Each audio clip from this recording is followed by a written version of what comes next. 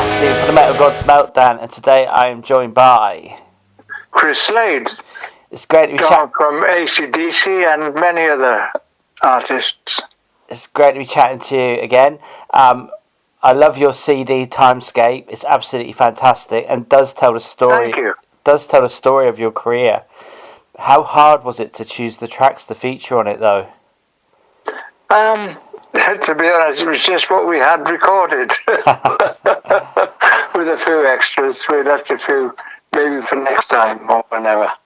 But it's not that. It's harder to get a set list to work. Trying to find the right time. Mm-hmm. But this was like just go for it, really. Brilliant. And it's the first time I've sort of been in charge of anything like that. I mean, I've had my moments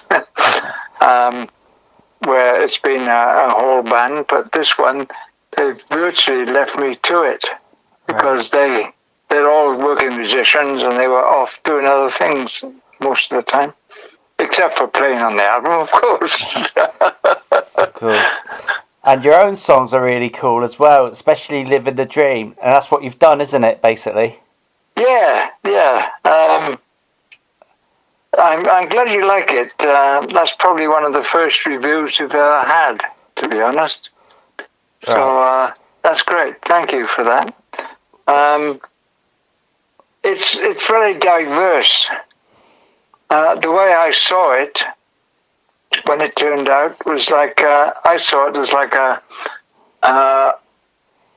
Manfred Mann's Earth Band album from the 70s, which I also had a lot of input into for about 7 years, in the way of songs and recording, and we all put in our ideas and things, and it reminds me of the diversity of Manfred Mann's Earth Band. It is a hell of a collection of songs throughout your career.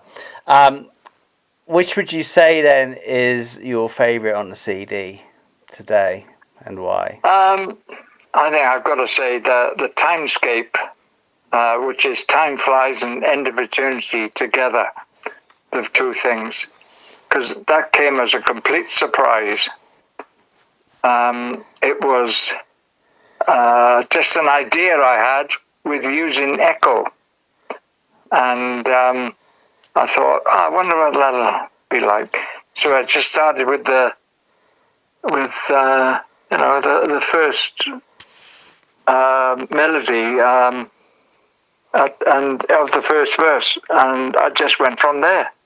It all sort of came together in the studio, or as I was working on it, or I was at home sitting there thinking, how can I? Because I didn't even have a chorus, Yeah. And the chorus just grew out of it. The same with the bridge, and so it sort of wrote itself really through me, if you like. And of course, it opens up with Sundance, which is quite an opener as well, isn't it? I mean, that's one of your own as well. That's a really cool track. Yeah, thanks. Sundance. You know what Sundance is? I do, but my brain's not working now. I think I've flummoxed myself for the rest of the day. It's North American. Is it not an Indian thing? It's North American Indian dance. Yeah, of course it is. Yeah, I know and that. they have a tradition of the teenagers, or when they come into manhood, they all dance on the pole, and they're not just holding onto a rope. They've got it pinned into their chests. With antlers, with antler bones. Right. And they dance for 3 days and 3 nights and don't eat or drink, and they hope for a hallucination. Right. And they only stop when they break away, when their chest rips. Oh my God. I didn't know that, actually. Horrible, I didn't know that. Didn't know that. And they've been doing that for centuries. I actually didn't know that. It's legal now. It was made illegal in 1941, but they do it. They still do it. Yeah, of course. Sounds like a night out in Newcastle. yeah, a bit like that. Or Pontypridd. And of course, I mean, you've got a track from your time with Asia, and then you've got Blinded by the Light, again, which is, I love the story about Blinded by the Light, how Bruce Springsteen wasn't too pleased with the version of Manfred Mann. That was like quite cool. I don't think he is. I don't think he likes it at all. It's not the sort of, it's very poppy, you know. Yeah. It was Manfred's idea to put that whole piano thing in, and it just worked. We heard it, the band heard it, Earth Band, and went, well, that's fantastic, you know, and took it from there. But we didn't know it was going to do what it was going to do when we did it. It was absolutely massive, wasn't it? I mean, I'm a bit younger than you, so I sort of remember it on Top of the Pops, but I was like still a kid, but I do remember it, and it's obviously still gets played a lot these days, doesn't it? So it's not like it's timeless. Yeah, especially in America. Yeah. I go there quite a lot. I used to go there a lot. I used to live there actually. Yeah. And it gets played at least 3 or 4 times a day. Wow. On the radio. You can change channels and you hear Blind by the Light again. Yeah. That's brilliant. Okay, so singing then, do you ever regret not giving up the sticks and becoming a full-time vocalist? Because you got a good voice, haven't you? Well, being Welsh. I think that answers it all, actually. All right. You know, I never thought I would. I can sing in tune. I mean, that's one thing. Yeah. I've always been able to sing in tune, but I've always said I can sing in tune, but I have no voice. You know? And I've worked with Tom Jones and Paul Rodgers. Yeah. And some really great vocalists through my career. Why would I think about being a vocalist when you're working with people like that? True. So I could do, you know, I've never been afraid of doing backing vocals on stage. Aye. Because I say I can sing in tune. Right. Half the time. Right. And, but as far as the voice goes, no, not really. I was watching some of your videos from Top of the Pops back in the day, and I mean, I think it was Joybringer with Noel Edmonds, and you've got this white bandana, and you seem to have that white bandana a lot. Do you still own it? Probably somewhere, yes. I wore white because I used to wear black, as I do now. Right. And the lighting guy, Earthband's lighting guy, said, because you're wearing black, you're getting lost in, I can't pick you up with the lights. Right. And I said, well, what colour should I wear? He said, well, white is the best. I said, okay, I'll wear white. And it came from there. There was nothing else in it. Except I used to do a lot of martial arts. Right. And of all sorts of styles, and you know, you often wear white gi or something, or you know, at least pants, and so that's it didn't feel strange for me to put white on, to be honest. And the headband came from the martial arts. Ah, okay. Going back again to another song as well, but about Time Flies. That's a nice tune as well. I mean, time does fly, doesn't it? And it has definitely flown for you, your career. I mean, you've started off with working with Tom Jones. You've worked with everyone, and you even met Elvis Presley. That's amazing. Well, I was going to work with Elvis. Were you? But yeah, he offered me a job. Okay.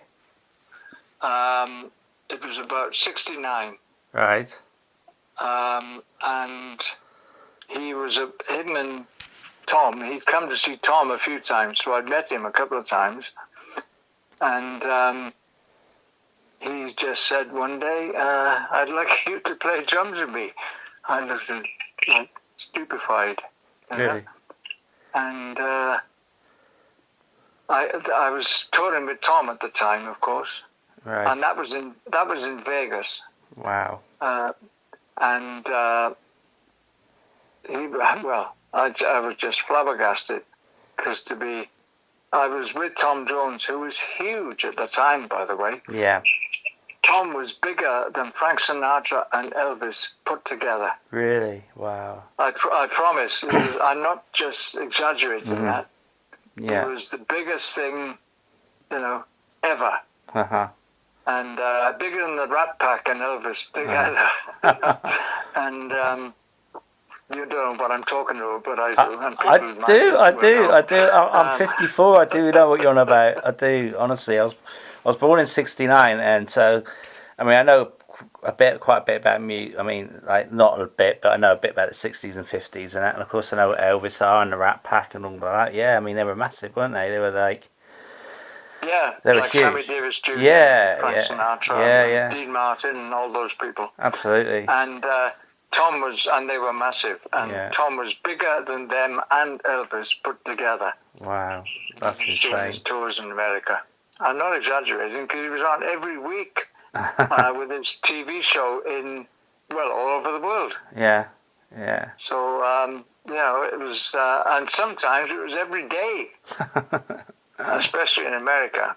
Yeah, that's incredible. I don't know if I asked you before. Did I ask you before? Have you ever written a thought about writing a book, or did you ever broach that subject? I'm writing a book. Right. It'll be finished when I'm older. Right. No comment. All right. It might even be 3 books actually, or 3. Yeah. I think your life will be 3 books, won't it? God, honestly. I don't know. I'll just see. I don't know how many words make up a book. Yeah. I don't know what publishers want or what people want or whatever. But anyway, I've written a lot of it. I've finished half of it. Right. I've written all of it, but I've finished half of it. Right. So it's all written. I just got to put it together properly and. Get the ideas collated, Mm-hmm. Yeah, definitely. So I'm looking forward to doing that, actually. You definitely should. Definitely. It's a real pain to sit there with a blank piece of paper and go, oh dear, what am I going to say about that now? But most of it is done once around. Now you go back the second time or third time to straighten it up, Mm-hmm. Yeah. All right, so of course, inevitably, we're going to talk about AC/DC. Do you still keep in touch with the guys at AC/DC? Well, I'm going to see them in a few weeks when they're in a place in France, in a small place in France. Small for them. Right. Because, when I say small, it's still 80,000 people. Every night, every single night. Insane. It's amazing, isn't it? The town where they're staying is small, so right. I can have a chat to them then. Brilliant. Are there plans for you to get on the drums? No. Why not? No. I know Matt Log. Right. I knew him when I lived in California. Right. And he's also a California drummer. Uh-huh. He played with Alanis Morissette. Right. Along with many, many others, sort of sessions and stuff, And he used to play with some friends of mine at a Mexican bar in Manhattan Beach in California. And I used to go there every Friday when I was available, when I could, I played there myself with them as well. Because they're great musicians, all of them. They're all professionals, but they get together and, jam. They just do anything. Anything comes into their head. And they're all fantastic musicians. Todd Zuckerman was the drummer that I used to go and see a lot with them. the drummer with Styx, with the band Styx. Right. Wow. And he's one of the best drummers I've ever seen in my life. Mm-hmm. Apart from He's yourself, of bloody course, rich. you're one of the best drummers as well, man. Absolutely. And Tommy Aldridge. And Keith Moon. Oh, God. Oh, well. But yeah, that would be amazing then. So I need to know then, is Angus Young, I mean, how old's he now? Is he like still a rebel? A rebel? Yeah. He constitutes a rebel. Or is he still crazy? Oh, well, you've got to be pretty crazy to do this. Yeah. Because you're definitely going to love doing it. Of course. Otherwise, and if you if you're like a rebel, ZZ Top, okay? Mm-hmm. They're on stage drinking their Jack Daniels and having a great old boogie time. They're a great band, by the way. Yeah. So I was on the plane with them once. We did a gig together, 70s. And he said, that Jack we're drinking, yeah, it's cold tea. All for show, yeah. And Angus has never drunk in his life. Right. I sort of knew that, like Gene Simmons never drunk either, has he? Yeah. Mm. Really? I didn't know that. Yeah, apparently so. Yeah, very straight edge. But yeah. I've never done drugs in my life. No. Neither has Angus. Right. Okay. So I always stayed away from that because it's not my culture. I was brought up without drugs, plenty of booze, yeah, but no drugs. Same, exactly the same. Yeah, I know. I agree with you. So I recently revisited The Razor's Edge, and it's a cracking album. Do you wish you'd been on more of their studio albums, though? Yeah, of course I do. I would love to be. Just wasn't to be. That's all. Yeah, I mean, of course I would love to be a part of that. Going back, I mean, I'm a real big Bon Scott fan. Although I love Back in Black, I can't say I don't, but I really love AC/DC Bon Scott era. Is there one of the albums from his time that you wish you'd been on, like Highway to Hell? I mean, any album. Bon was great as a character and as a singer and as a writer. Mm-hmm. As they all are, Yeah. So, to be part of that would have been amazing in the beginning. I mean, that was tough for them, though, as it is with any band. Yeah. If somebody gets their head over the parapet, they got my respect. Absolutely. Because it's so hard to get your head above the parapet. That's the way I put it. So any success anybody can have, unless they paid for it, is the success is just amazing for anybody because it's so competitive out there for singers and bands and musicians and everything. Sort of find a way to get through, to force your way through. And you've got to force your way through, by the way. It don't come easy. Even more so these days. I mean, it's just like the internet and everything, and there's just so many bands, you just can't keep up. It's just, there's just downloads on now. It started, I mean, of course, it used to be Donington. And, there's bands playing at download I've never heard of. It's like, who? What? It's just like you can't keep up with so many bands. It's insane. No. It really That's what I mean. For you to even remember what band is what is a feat in itself. Absolutely. Because it is such a soul-destroying, or can be such a soul-destroying business. Yeah.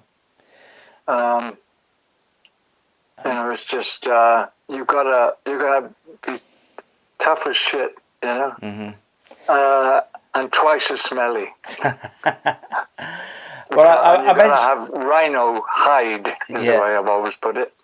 Well, I mentioned download because I mean the music industry, especially festivals these days. I mean, it's like download is squeeze as many bands on as many stages as you can, and it's not, for me, it's not an occasion. I think like Donington, when you played there, that was more of an occasion. I mean, it's a shame the way the music industry's gone, but it's like with everything, it's greed, isn't it, these days? So I think you definitely had the best time to be in in music, definitely, through the 60s. Well, which part is that? Because I've been going since the 50s. Exactly, I know. I was just thinking when I said that, I was thinking probably like 70s, with Manfred Mann and that. I mean, like Top of the Pops and that. No, I mean, it was great.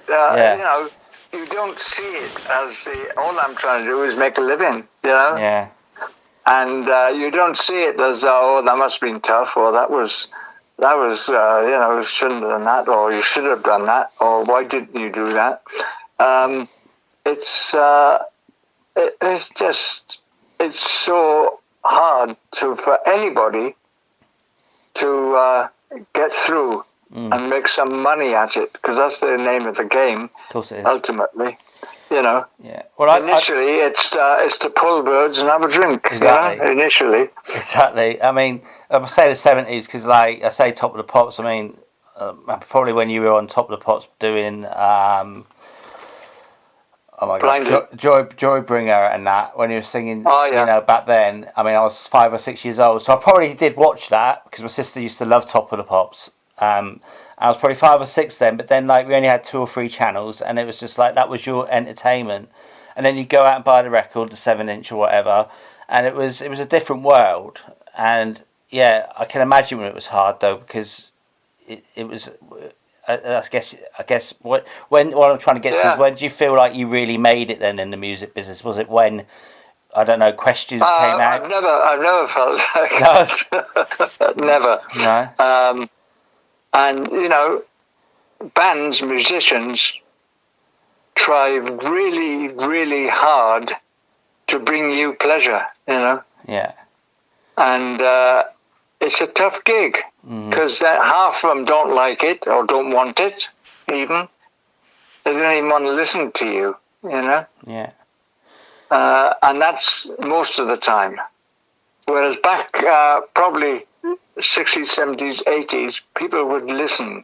There's more to listen to now, more in volume, but more musicianship around as well. Yeah. It was good back then, but you didn't know any different, No. You didn't think, one day he's going to sound like Joe Bonamassa, or It was never that. It was always, he's doing his best. So looking back over your career, then, is there anything that, I mean, like say you could get in a time machine now, and you could go back, is there anything you would change? You mean as anything? You mean not a musician, or what do you mean? As a musician, yeah. Anything you would change? I don't know. Like, would you have gone and worked for Elvis, say? Yes, I definitely would have. Because I'd only been with Tom before, and I think the management put the kibosh on that with Elvis's management, with Colonel Tom Parker. Mm-hmm. And they said, you can't take our drummer, And so I think there was that. And they tried all the pressure ever, like, where's your Welshness? And I said, well, would you like to pay me money? All right, so again, I mean, you've mentioned like alcohol and ladies and that. So, I mean, back then, it was like the rock and roll lifestyle. You obviously didn't do the drugs and that, but did you live the rock star lifestyle for a while? Well, not bad, Nothing like... Motley Crue. You go crazy now and again when you're on the road. You just go nuts, in fact. You have to be on the road. Yeah. And that's true. All right. But I used to read a lot too. Right. I got my education from being on the road. Right. I went to a good school. I went to a grammar school, but I left it to play drums. Right. So I was crazy when I started. So it was sort of like when you left school then. I mean, obviously military service would have been more popular in that then. Did you not just fancy joining the army and being a drummer? I thought about it. My brother wanted to be a drummer in the Marines, actually. Right. He taught me to play. He's 8 years older than me. So my brother Danny, he taught me to play. And I used to clean his drum when he brought it home because he didn't want to polish all that brass, Yeah. One of those big side drums that you march with, Yeah. And that's where I started. I'll tell you a true story. Have you heard of Bill Millen? The drummer at D-Day? The drummer at D-Day? Lord Lovett's drummer? He was on the beaches. My wife... Really? Yeah, my wife, she's not with us anymore, but she used to work with Bill Millen. He's like a real famous... He's called the Mad Drummer. He's like off the boats, off D-Day, on the beach, playing the drums as everyone's like... Yeah, on the landings, Bill Millen. Yeah, amazing. Because you're a drummer. So yeah, Bill Millen. Yeah, that's interesting. Yeah, no gun. Here's your drum, mate. Exactly. Can I get a gun? No, you can't have guns. Not with drums. No, well, you might damage the drum. Well, because he was Scottish and that, apparently the English forbade the English from playing drums or anything like that because that was the thing he used to do, wasn't it, back in the day? But because he was Scottish, Lord Lovett was like, well, just do it. And so he did it and disobeyed orders. But yeah, honestly, I just thought I'd bring that up. I was hearing about a piper that was also on the beaches. That's him. Yeah, the piper, Bill Millen. Honestly. Bill Millen. I thought he said drummer. He is a drummer, but sorry. I'm not doing what's wrong with my brain today. My brain's all over the place, man. He'd be playing both, wouldn't he? It's piper. It's the piper. Yeah, Bill Millen. Drum and and pipes. Yeah. Yeah. But I said, wonderful, amazing. I'm in awe of people like that. It's truly amazing. Bill Millen. Yeah, honestly, my wife. When he left the army, he worked in a hospital, and he was a charge nurse there. My wife was a nurse, and she worked with him. And so whenever I think about D-Day, I remember Bill Millen. But he was a drummer and a piper. Of course, he was a piper. He was the mad piper, wasn't he? What's wrong with my brain today? Anyway, I'm a drummer. What's your excuse? God knows. I've got a Ukrainian girlfriend. I think she's doing my head in. I blame her. Serious, it's true. Okay. It's true. I was going to say, with A Long Way to the Top. Yeah. AC/DC. Yeah. Long way to the top if you want to rock and roll. Yeah. Well, Bon, of course, he co-wrote that. Right. Along with the guys. And he said, instead of guitar solo, why don't we have pipes? I went, okay, that'll be different. Okay, let's get some pipes. So, where can we buy bagpipes? Bagpipe shop. So they get some pipes in, and they set it all up, and they go, all right, Bon, you can play now. He goes, I can't play. I just thought it'd be a good idea. And they go, well, you were in a pipe band. Yeah, but I was a drummer in the pipe band. And that's a true story. So he was doing the job of putting the pipes together. Of course, he didn't have a clue. And so all he got was the chanter to work. So that is what is on Long Way to the Top. Right. Oh, I don't know. That's mad. But okay, mate. Where are we? Okay. So, what's the rest of the year hold in store for you then? Are you going to be playing live, and are you hopeful to get up to... Yes, Timeline goes to... I've had offers to go without Timeline, to places, and I just won't. Mm-hmm. Right. Because to me, I'm in a band, and I'm very proud of my band. Yeah. And it doesn't even feel like my band; it's our band. Yeah. And and they've offered me a hell of a lot of money. Okay. To go. I turned the last thing down was a big festival in Sweden, All right. which I didn't go to.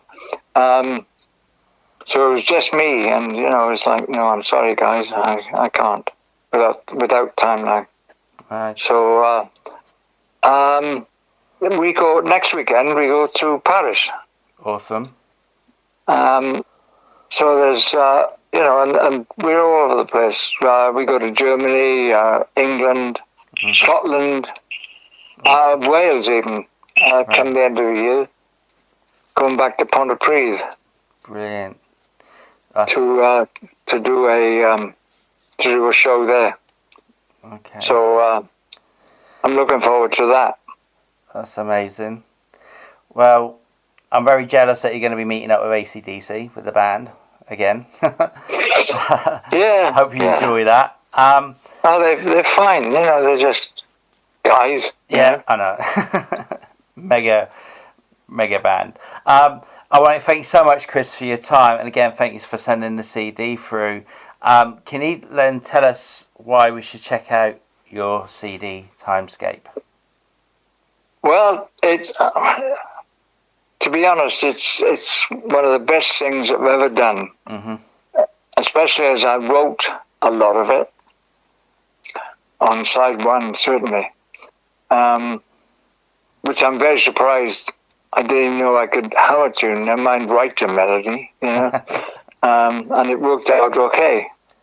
So I knew I could write lyrics to a certain degree, but this sort of flowed and went together. So just have a listen with open ears, that's all I can ask for anybody, for anything. Because if you're prejudiced and think, I don't like AC/DC, it's not like AC/DC, not side one. Nothing wrong with that. The AC/DC songs are on side two. Uh-huh. So, or CD two, I should say. That's or if you're downloading, side two.